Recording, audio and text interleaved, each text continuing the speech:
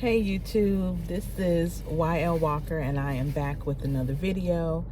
And I just wanted to talk to you guys today about being a caretaker and what that all entails, at least for me, just like a everyday life to life or everyday type situation. So I was caretaker for my husband, who recently passed away back in March. March 11th, 2022, my husband passed away.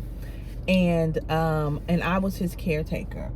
And so a caretaker is just a person who basically takes care of somebody else physically, meaning you may fix that person's dinner for them, you may have to help bathe them, you may have to make sure they take their medications, you may have to actually give them their medications. It just depends on what's going on with that individual person's health, right? So my husband, he was self-sufficient for the most part, but I'll say when he came home from the hospital in February, he had declined a lot. His health had declined a lot, and I was his caretaker. Now I've been his caretaker for some years, but not so much to the extent that I was in February. So what I mean by that is I was his caretaker in the sense of when he came home from the hospital, if he needed help with stuff, whatever, being sick, if I needed to, set his medicines up for him, I did that. If I needed to fix his food for him, I did that, or what have you. But when he came home from the hospital in February, I was really his caretaker, because when he came home from the hospital February 1st, he wasn't able to walk on his own. He wasn't able to go to the restroom on his own. He wasn't able to shower on his own. He wasn't able to dress himself. A lot of things he just could not do. And so I, being his wife, obviously became his caretaker as well. And so, sorry, I had a call. And so I was the one that was taking care of him, right? And so being a caretaker can look different for many people, because some people may not have to go or may not have to do as much as another person. Like, for instance, my husband wasn't able to get in and out of the shower by himself. And so I had to assist him getting in and out of the shower. He wasn't, for a long time, for quite like some weeks, even when he came home, he wasn't able to push up off the bed by himself. Like, I had to help him push up off the bed. I had to help him walk to the bathroom. I had to help him, like I said, get in and out of the shower. I had to wash him because he could not stand on his own, right? So caretaking, being a caretaker requires a lot. It requires a lot of patience. It requires a lot of understanding. It just requires a lot of time, a lot of energy, a lot of strength. Caretaking is something that's to be taken very, very seriously, and it takes a lot of compassion and just knowing and understanding that yes, you're helping this person. In my case, yes, I'm helping my husband, but never would I want him to feel as though he was a burden on me, And so even though there were times where he would apologize for, me having to help him go to the bathroom or whatever, I always assured him that, I'm doing for him, the exact same thing that I know he would be doing for me if the situation was reversed, right? I know that if I were down and out and I were sick, and to be honest, there has been times where I've been down and out and I've been sick and my husband had to take care of me, maybe not to the full extent that I had to take care of him, but there were definitely times when he was my caretaker. As a matter of fact, back in December 2020, I had surgery. I had gastric sleeve surgery. And when I came home from my surgery, I couldn't even get out the bed. Like, he had to help me get out of the bed. He had to help me to the restroom because I was in so much pain from walking, I was in so much pain whenever I tried to walk and move around. And so my husband was my caretaker, right?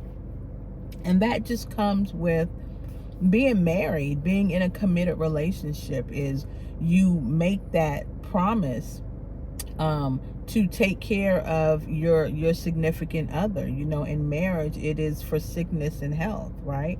It is till death do you part. That's what marriage is about. And so at some point in a marriage, the wife will be, more than likely will be, the husband's caretaker, and vice versa. The husband will be the wife's caretaker.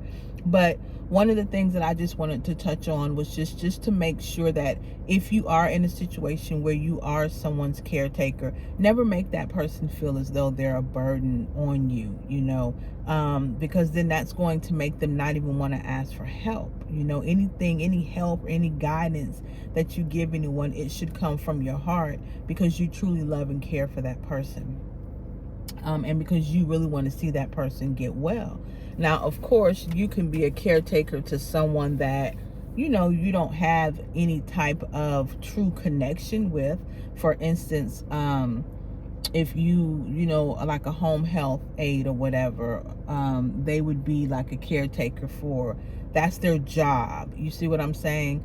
You can have a job as a caretaker, but of course, even in that situation, you still want to make sure that you're not making your patient feel as though they are a burden on you, because technically you signed up for this. You signed up to be their caretaker, to feed them, to fix their food, to fix their water, to basically be at their beck and call, because there's things that they need done or they need assistance with that they can't do for themselves. So I just wanted to do a quick video just talking about being a caretaker. It can be stressful. It can be very emotional.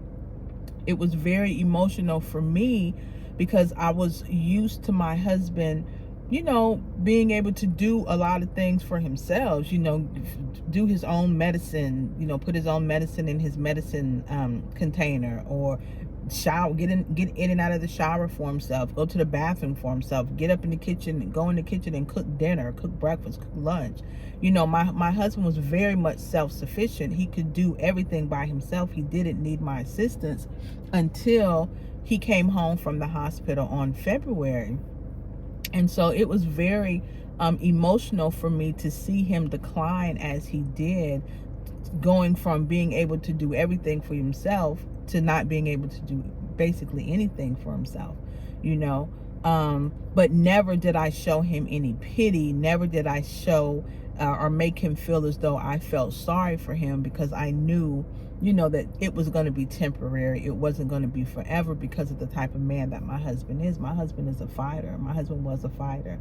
And he's always been a fighter, and so having someone to have to sit back and take care of him, it just wasn't something that he wanted in life, and so and that's one of the reasons when he went into the hospital in March and ended up on the ventilator, and when the doctors came back and told me that if he woke up, that he would just be a vegetable, he wouldn't be able to do anything for himself. That was one of the main reasons that I chose to go ahead and take him off of life support, because I knew that he didn't want to live that type of life where he was just laying there, didn't know anything, couldn't talk for himself, couldn't move for himself, couldn't do anything for himself, and just have someone take care of him. I knew he would not want that. So yeah, just make sure that if you get into a situation where you may have to be a caretaker. And it could happen at any time. You never know. Lord forbid your significant other gets into an accident and comes home and you have to take care of him or take care of her, then you are that person's caretaker. So it could happen at any time.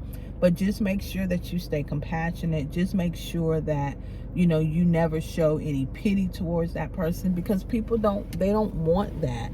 It's bad enough that they're already in a position where they have to depend on somebody else for just their basic needs. They don't want to have to be made to feel bad about that. Okay? So I just wanted to pop in and just talk about that a little bit. Of course, if anyone has any questions, then you can drop them down in the comment section, and I'll definitely reply to them. Also, please be sure to like the video and subscribe to my channel for any so that you can be notified for any future videos that I may do. All right, thank you guys so much for joining me. Peace.